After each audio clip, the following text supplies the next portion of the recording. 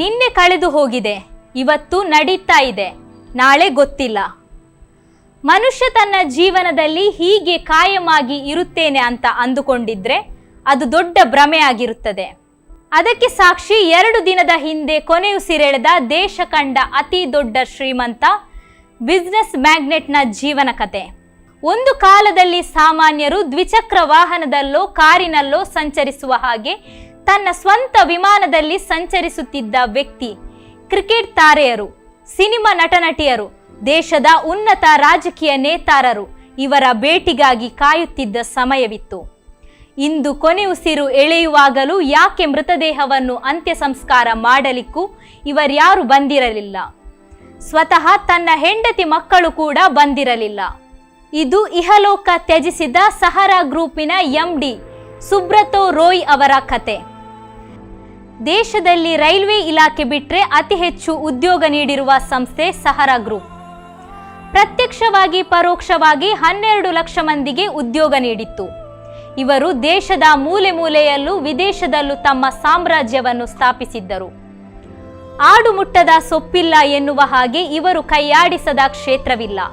ಇವರು ಮುಟ್ಟಿದ್ದೆಲ್ಲ ಚಿನ್ನವಾಗುತ್ತಿತ್ತು.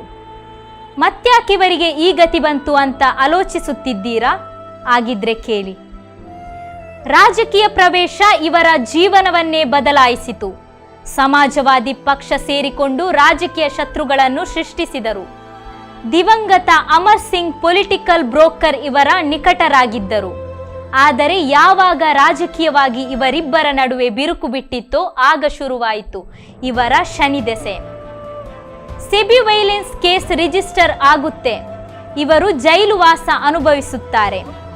ಜಾಮೀನಿಗಾಗಿ 10,000 ಕೋಟಿ ರೂಪಾಯಿ ಠೇವಣಿ ಇಡಬೇಕಾಗಿ ಬಂದಾಗ ತನ್ನ ಒಂದೊಂದೇ ಆಸ್ತಿ ಮಾರಬೇಕಾಗುತ್ತದೆ. ಆದ್ರೂ ಭರ್ತಿ ಮಾಡಲಿಕ್ಕೆ ಆಗಿರಲಿಲ್ಲ. ಕುಟುಂಬದವರು ದೂರವಾದರೂ ಸ್ವತಃ ತನ್ನ ಹೆಂಡತಿ ಮಕ್ಕಳು ಸಾಥ್ ನೀಡದೆ ವಿದೇಶ ಹಾರಿದರು.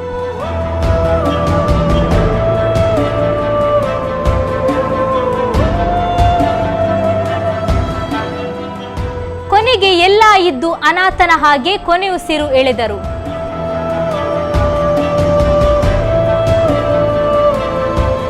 UP ಮುಖ್ಯಮಂತ್ರಿ ಬಿಟ್ಟರೆ ಇವರಿಂದ ಲಾಭ ಪಡೆದ ಒಬ್ಬನೇ ಒಬ್ಬ ಇವರ ಸಾವಿಗೆ ದುಃಖ ವ್ಯಕ್ತಪಡಿಸಿಲ್ಲ, ಸಂತಾಪ ಸೂಚಿಸಿಲ್ಲ. ಇನ್ನು ಅಂತ್ಯ ಸಂಸ್ಕಾರ ಮಾಡಲಿಕ್ಕೂ ಯಾರೂ ಮುಂದಾಗಿಲ್ಲ.